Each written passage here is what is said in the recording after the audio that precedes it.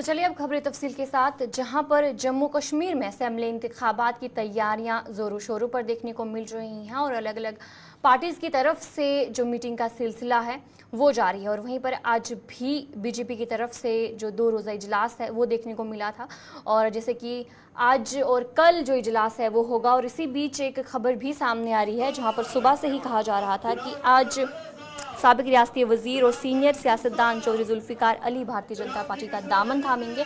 और अभी बताया जा रहा है कि उन्होंने भारतीय जनता पार्टी का दामन थाम लिया है। साबिक रियासती वजीर और सीनियर सियासतदान चौधरी जुल्फिकार अली ने भारतीय जनता पार्टी का दामन थाम लिया है। जम्मू के त्रिकुटा नगर में पार्टी दफ्तर में होने वाली तकरीब में इन्होंने बीजेपी में शमूलियत इख्तियार की। चौधरी जुल्फिकार अली का पार्टी सदर रविंद्र रैना, तरुण चुग, डॉक्टर जतिंदर सिंह, जे कृष्ण रेड्डी और दीगर लीडरान ने बीजेपी में इस्तकबाल किया है।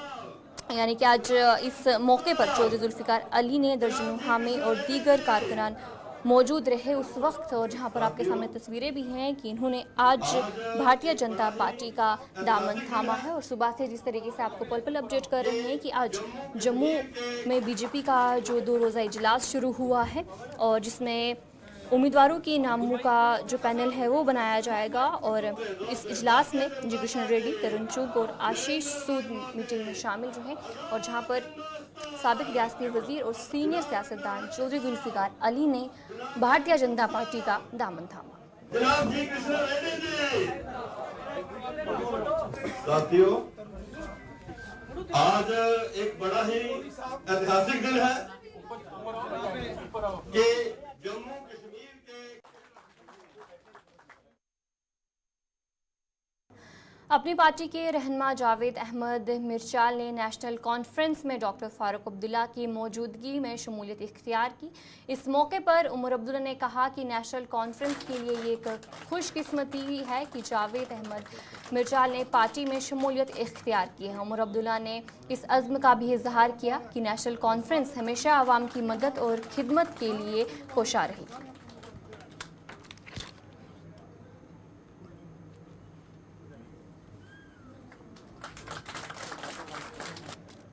नेशनल कॉन्फ्रेंस की खुशकिस्मती है कि जावेद मिर्चाल साहब जैसे लीडर जो आवाम के साथ जुड़े हुए हैं, जिनका अपने वोटरों के साथ, लोगों के साथ एक करीबी रिश्ता बना हुआ है, आज वो नेशनल कॉन्फ्रेंस में शमूलियत कर रहे हैं। ये इस तरफ भी इशारा करती है कि लोगों का रुख किस तरफ है।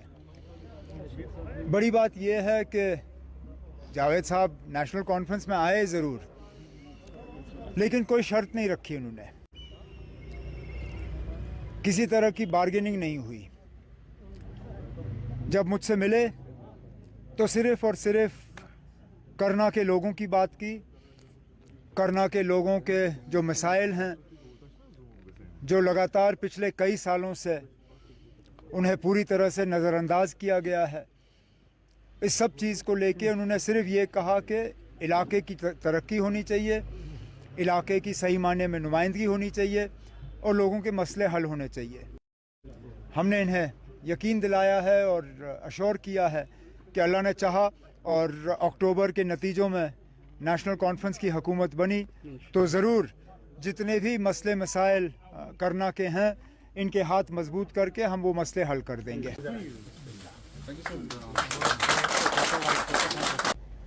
अफसरशाही हर तरफ है, कोई सुनने वाला नहीं, और पैसे बनाने की ऐसी मुहिम लगी हुई है कि मैं बयान नहीं कर सकता।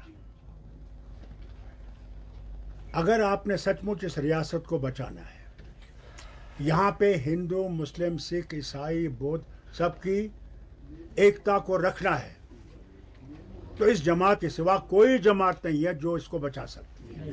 ईमानदारी से क्योंकि वो जमात जो है वो सिर्फ एक रंग देखना चाहती है, एक फूल देखना चाहती है और एक ही तबके को आगे बढ़ाना चाहती है। उन्हें तो साफ कर दिया, कोई नई बात तो है नहीं, आप खुद जानते हैं, मैं उसको दोहराऊंगा नहीं। मगर उस चीज़ को अगर हम बदलाएंगे वो होगा तब जबकि हम सब इकट्ठे भाई बहन बुजुर्ग निकलेंगे जिस दिन वोट डालना। साबिक एमएलसी जावेद अहमद मिर्शा ने नेशनल कॉन्फ्रेंस में शमूलियत इख्तियार करने के बाद कहा कि उन्होंने चंद वजूहात की बना पर अपनी पार्टी को छोड़ा है और नेशनल कॉन्फ्रेंस में शामिल होने का फैसला किया है। उन्होंने मजीद कहा कि नेशनल कॉन्फ्रेंस हमेशा अवाम के मुफादात के लिए काम करती रही है और आने वाले वक्त में लोगों के बहुत से मसाइल को भी हल किया जाएगा। देखिए, जैसे कि आप भी जानते हैं, नेशनल कॉन्फ्रेंस का मैंने जैसे अंदर भी कहा कि ये एक तंजीम ही नहीं बल्कि एक तहरीक है और अजीम तहरीक है जिसने हर फॉरम पे यानी जम्मू कश्मीर और लद्दाख के लोगों की नुमाइंदगी की। इससे पहले मैं आपको पता है कि अपनी पार्टी में था। अपनी पार्टी में मैंने बहुत अच्छा तरह काम किया। अल्ताफ़ बुखारी साहब मेरे लिए तो गॉड फादर की तरह हैं। उन्होंने मुझे बच्चे की तरह पाला। मैं उनके खिलाफ तो कोई बात कह नहीं सकूँगा। ऑलवेज़ हैव रिस्पेक्ट और मैं हमेशा उनकी इज़्ज़त करता रहूँगा। लेकिन कोई चंद यानी कि वजूहात की वजह से मुझे यानी वहाँ से पार्टी को अलविदा कहना पड़ा, क्योंकि मेरिट जहाँ तक मैंने देखा कि मेरिट वहाँ पे डिसाइड नहीं किया गया। तो जिसको मैंने अपने ज़हन में रखा और जब मैंने अपने लोगों से बात की, उन्होंने कहा नहीं, हम आपको इलेक्शन में देखना चाहते हैं। तो उस वजह से मैंने यानी कि अलविदा कहा। अपनी पार्टी में आप रहे, क्या आपको लग रहा है कि अपनी पार्टी में सब कुछ ठीक नहीं है? नहीं, मैं अपनी पार्टी के बारे में कोई कमेंट्स नहीं करना चाहूँगा। मैं वहाँ पे अपनी यानी कि अनसिक्योर फील मैंने किया तो मैंने उसको बेटा किया। बाकी ओवरऑल मुझे मैं नहीं कहूँ कि वो ठीक है या नहीं। एक्सपेक्ट कर रहे हैं नेशनल कॉन्फ्रेंस? इंशाल्लाह होप फॉर द बेस्ट। मुझे उम्मीद है कि इंशाल्लाह फ्यूचर नेशनल कॉन्फ्रेंस का है और हम पर मैं तो आपको ईमानदारी की बात ये बताऊं कि मैं चाहता हूं कि हमारे जो भी, जैसे अभी उमर साहब ने कहा कि हमारे जो मसले हैं, खासकर आपको पता है बॉर्डर कंस्टिट्यूंसी है, वहाँ के कई इश्यूज़ हैं जो मैंने पर्सन के साथ डिस्कस किए। तो उन्होंने एश्योरेंस दिया कि इंशाल्लाह जी हमारी हुकूमत आती है तो हम उसके ऊपर यानी काम करेंगे। पुलवामा में नेशनल कॉन्फ्रेंस की जानिब से एक कन्वेंशन मुनक्किद किया गया जिसमें राजपुरा हलके से ताल्लुक़ रखने वाले कारकुनान ने शिरकत की। कन्वेंशन में वर्करों की एक ख़ास तादाद मौजूद थी, जहां कारकुनान पर जोर दिया गया कि वह असेंबली इंतखाबात में नेशनल कॉन्फ्रेंस को कामयाबी दिलाने के लिए काम करें। कन्वेंशन की सदारत नेशनल कॉन्फ्रेंस के सीनियर लीडर और ज़िला सदर गुलाम मोहिउद्दीन मीर ने की।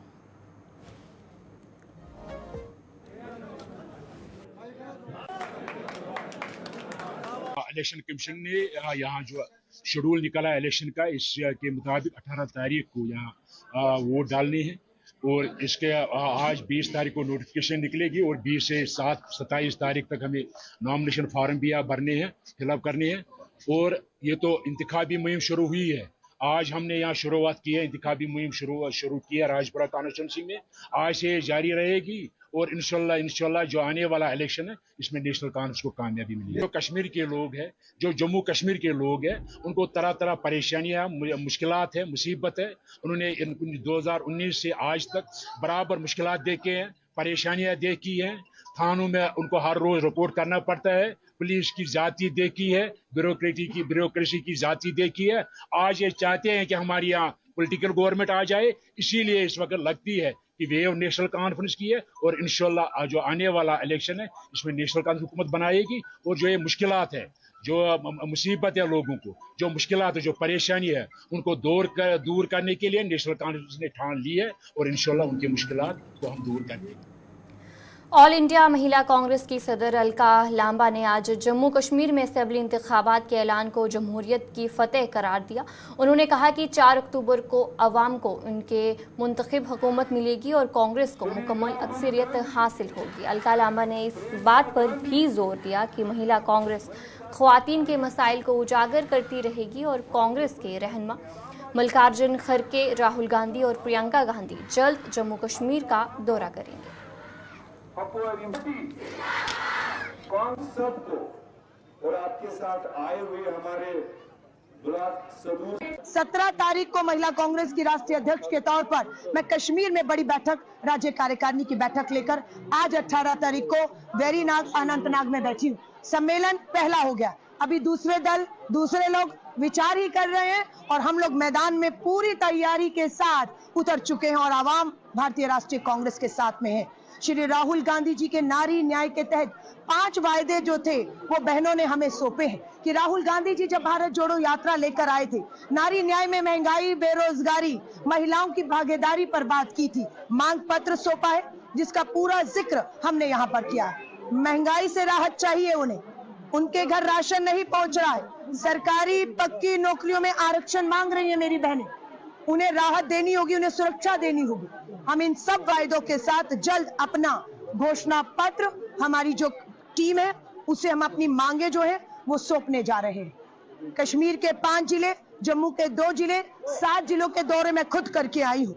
20 जिलों में हमारी ऑल इंडिया टीमें बैठी हुई हैं इस समय। बाकी के जिलों में मैं अब तुरंत जाने वाली हूँ।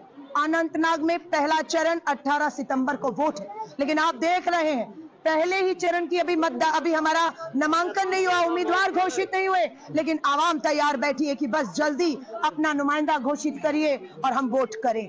और यहाँ बड़ा बदलाव होने जा रहा है, मुझे पूरा भरोसा है 4 जून को कांग्रेस की एक बार फिर से पूर्ण बहुमत की स्थिर ईमानदार सरकार बनने जा रही है। और राहुल गांधी जी, प्रियंका गांधी जी और मुझे पूरी उम्मीद है श्रीमती सोनिया गांधी जी भी जम्मू कश्मीर के इस आवाम को ताकत देने के लिए उनके बीच में आपको जल्द कुछ ही दिनों में दिखने वाले।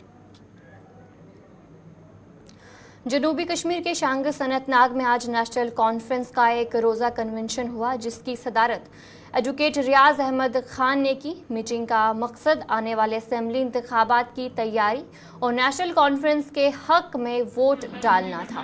रियाज अहमद खान ने कारकुनों का शुक्रिया अदा किया और यकीन दिलाया कि बेरोजगारी और दीगर मसाइल को तरजीह बुनियाद पर हल किया जाएगा।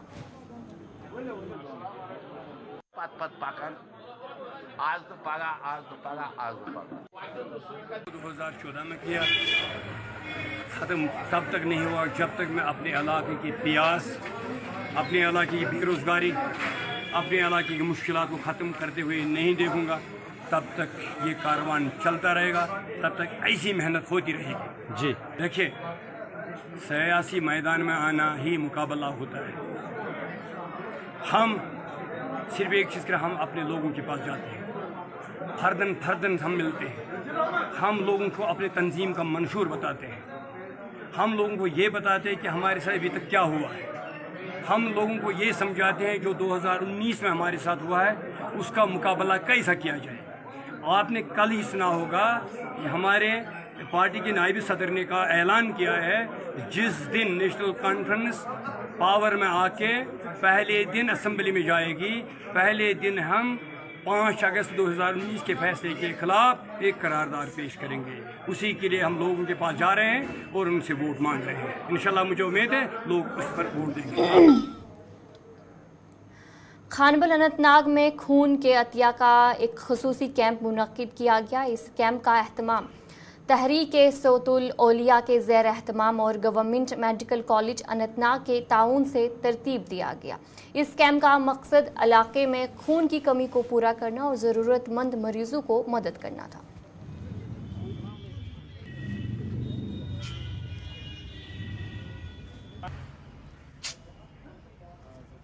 तो में से बेहतरीन लोग वो है जो दूसरे लोगों को नाफ़ा पहुंचाए। इसलिए आज हमने ये ब्लड डोनेशन कैंप का इनेकाद किया है ताकि ज़रूरतमंद लोगों को इससे फ़ायदा पहुंचना चाहिए। जी हाँ, हमने जो पहले ही सोशल मीडिया पे अपलोड किया था, हमें करीबन कुकरनाग, यहाँ से अवंतीपोरा, दूर दराज इलाकों से कॉल आ गई कि हम भी ब्लड डोनेशन देना चाहते हैं।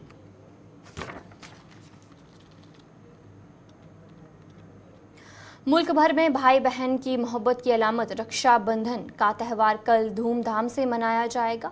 इसी दौरान पुंछ जिला में समाजी तंजीम सीमा जन कल्याण समिति की जानिब से आज भारत पाकिस्तान कंट्रोल लाइन पर तैनात फौजी जवानों के साथ रक्षाबंधन मनाया गया।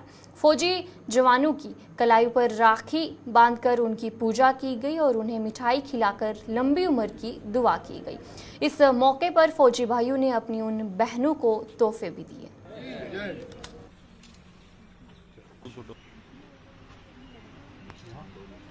आरती शर्मा, मैं जलाश से हूँ। हम लोग सीमा जन कल्याण समिति की तरफ से हैं। हम यहाँ पर बॉर्डर की सरहद पर आए हैं अपने फौजी भाइयों को राखी बांधने के लिए। हमने उनको आज रक्षा सूत्र बांधा है।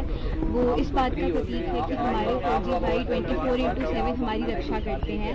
यहाँ बॉर्डर्स पर खड़े रह के वो ना ही घर जा पाते हैं फेस्टिवल्स पे, और ना ही वो रक्षाबंधन पे घर जा पाते हैं कुछ रीजंस की वजह से। सो हमने उनको यहाँ पे आके राखी बांधी है ताकि उनको अपने घर वालों की याद ना आए, उनको अपनी बहनों की कमी महसूस ना हो। और हम सब आपसे आशा करते हैं कि आप लोग भी हमारा सहयोग देंगे और हमारे जो हमने ये स्टेप लिया है कि हम यहाँ पे आके हर साल रक्षाबंधन पे इन सब फौजी भाइयों को राखी बांधते हैं। हम लोग हमेशा ये कोशिश करते हैं कि इनको अपनी घर वालों की याद ना आए। जैसे कि इनकी बहनें इनको पूरे रीति रिवाज से राखी बांधते हैं, हम लोग भी सेम वैसे ही। जम्मू एंड कश्मीर की तरफ से मैं सेवनजाट की तरफ से आप सभी बहनों का हार्दिक स्वागत करता हूं, जो हमारे को यहाँ पर आके हमारी कलाई के ऊपर सभी ने हमारी राखी बांधी है। और जो हमारी कलाई अभी तक यहाँ पर राखी नहीं बांधी थी, तो अभी हमारी कलाई पर राखी बांधी गई है। मैं दोबारा से सभी सीमा जन कल्याण समिति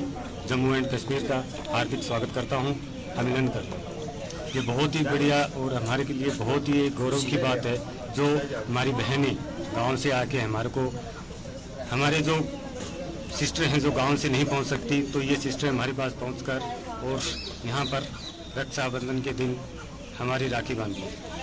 तो बहुत ही बड़ा हमारे लिए गौरव है कि हमारी कलाई के ऊपर रक्षाबंधन के दिन राखी बांधी गई है। तो फिर से एक बार हार्दिक अभिनंदन करता हूँ, स्वागत करता हूँ।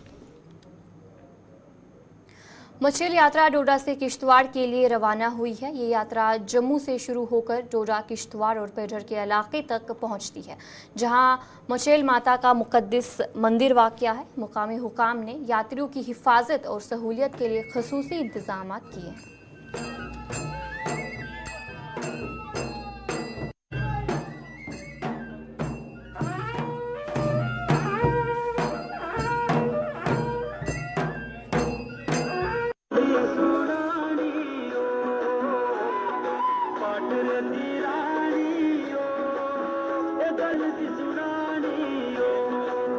जय माता दी। ये मचेल यात्रा 1986 से शुरू हुई थी और ये रूटीन में जा रही है।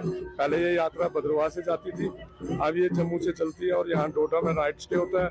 इसके बाद किश्तवाड़, किश्तवाड़ के बाद अठोली, अठोली के बाद गुलाबगढ़ और उसके बाद चिशोती, चिशोती से सीधे दरबार में पहुंचेगी ये 22 तारीख को। मचेल यात्रा में भक्त हूँ, मैं आपके माध्यम से ये लोगों से ये कहना चाहता हूँ कि आए और मचेल यात्रा का आनंद लें। देखिए, एडमिनिस्ट्रेशन की तरफ से तो यहाँ डोडा में तो पूरे सिक्योरिटी अरेंजमेंट थे, लेकिन जम्मू से लेके मचेल तक एडमिनिस्ट्रेशन ने पूरे सिक्योरिटी अरेंजमेंट रखे हैं। देखिए, ये यात्रा 17 तारीख से जम्मू से चलती थी, लेकिन जब से माँ ज्वाला देवी से जोत आनी शुरू हुई है, पवित्र जोत, तो हम 15 तारीख से ज्वाला देवी जाते हैं, 16 तारीख को जम्मू में आते हैं और 17 तारीख छड़ी के साथ हम जम्मू से रवाना होते हैं। और भव्य रूप में पूरे जम्मू वासी जो हैं वो इसका स्वागत करते हैं, इनको रवाना करते हैं मचेल के लिए। और फिर उधमपुर, नगरोटा वगैरह कई श्रद्धालुओं को रास्ते में दर्शन देते हुए माँ आशीर्वाद देती हुई पहला स्टेज होता है डोडा में होता है, जहाँ अभी हम हैं। अब यहाँ से हम रवाना हो रहे हैं और हमारा जो स्टे होगा आज का वो किश्तवाड़ में होगा। जैसे आप देख रहे हो, डोडा के पूरे लोग भी पूरी छड़ी का और जोत का स्वागत कर रहे हैं, इसी तरह किश्तवाड़ में भी यही अपेक्षा है कि वो भी करें। किस तरह से रखेंगे यात्रा के? देखिए, आज जैसे डोडा में थे, रात को डोडा में थे, आज रात को किश्तवाड़ रुकेंगे। उसके अगले दिन जो होगा वो अठोली में होगा, उसके अगले दिन गुलाबगढ़ में, फिर रात को हम 21 तारीख को अठोली में और चिशोती में रहेंगे और 22 तारीख को हम भवन में पहुंचेंगे, जहाँ पूरी बड़ा भव्य तरीके से स्वागत होता है, जिसका मैं अपनी बातों से बयान नहीं कर सकता। माता की शक्ति जिस कदर चल रही होती है, ये आप अनुभव कर सकते हो, बयान नहीं कर सकते। राखी के एक दिन कबल बाजारों में पतंगों की खरीदारी में रौनक बरकरार है, लेकिन कुछ दुकानदारों का कहना है कि गुज़िश्ता सालों की निस्बत मार्केट में वही चहल पहल नजर नहीं आ रही है। दुकानदारों ने बताया कि आजकल बच्चे ज्यादातर मोबाइल फोन्स के साथ वक्त गुजारते हैं, जिसकी वजह से बाजारों में रौनक कम हो गई है।